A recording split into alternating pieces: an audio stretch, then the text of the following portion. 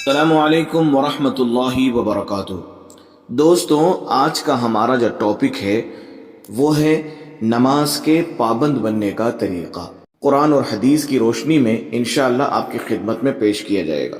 رسول اکرم صلی اللہ علیہ وسلم نے ایسے شخص کو یعنی نماز چھوڑنے والے کو کافر فرمایا ہے، خواہ تعویل ہی سے فرمایا ہو، اور ایسے شخص کا دوزخ میں جانا فرعون، حامان اور قارون کے ساتھ جانا ارشاد فرمایا ہے۔ یہ لوگ پرلے درجے کے کافر، مشرک اور منافقین میں سے ہیں جن کے بارے میں قرآن مجید کے اندر بھی وعید نازل ہوئی ہے، اور قیامت میں سب سے پہلے نماز ہی کی پوچھ ہوگی۔ دوزخ کے حالات پڑھا کرے اور سنا کرے، اسی طریقے سے نماز کے فضائل کو تعلیم کے اندر سنتے رہیں یا پڑھتے رہیں، انشاءاللہ نماز سے بے پرواہی جاتی رہے گی۔ اور چونکہ نماز کا چھوڑنا انسان اپنے نفس کی وجہ سے ہی کرتا ہے کہ اس کا دل نہیں چاہتا کہ نماز پڑھے، اس کا دل نہیں چاہتا کہ کاروبار کو چھوڑے، اس کا دل نہیں چاہتا کہ اپنی مشغولی میں سے نکل کر وہ مسجد جا کر نماز ادا کر لے۔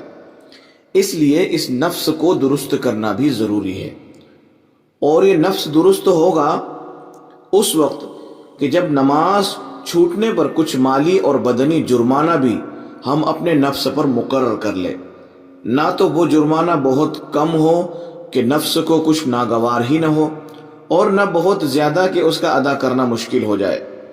جب نماز چھوٹ جائے تو وہ جرمانہ کسی غریب کو ادا کر دے، اور یہ صورت یعنی جرمانے کی صورت یہ سنت کے موافق بھی ہے۔ ہمارے بعض بزرگان دین کی جب نماز چھوٹ جایا کرتی تھی تو وہ اپنے پاس جتنا مال ہوا کرتا تھا وہ سارا کا سارا صدقہ کر دیا کرتے تھے، حتیٰ کہ صحابہ کرام اپنے باغ بھی صدقہ کر دیا کرتے تھے، اور بدنی جرمانہ مقرر بھی کر دے کہ اگر ایک نماز چھوٹ جائے تو اس کو قضا پڑھنے کے ساتھ ساتھ 20 رکعت نفل پڑھ لے۔ اس سے نفس 2 یا 3 بار میں ہی ٹھیک ہو جائے گا۔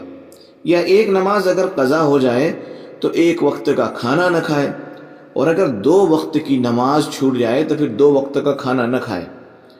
چونکہ نفس کے اوپر یہ بہت بھاری ہوگا تو انشاءاللہ نفس بھی بہت جلد نماز کا پابند ہو جائے گا، اور نماز کے پابند بننے میں جو چیزیں رکاوٹ بن رہی ہے اور جو چیزیں حائل ہو رہی ہے انشاءاللہ وہ ساری چیزیں دور ہو جائے گی۔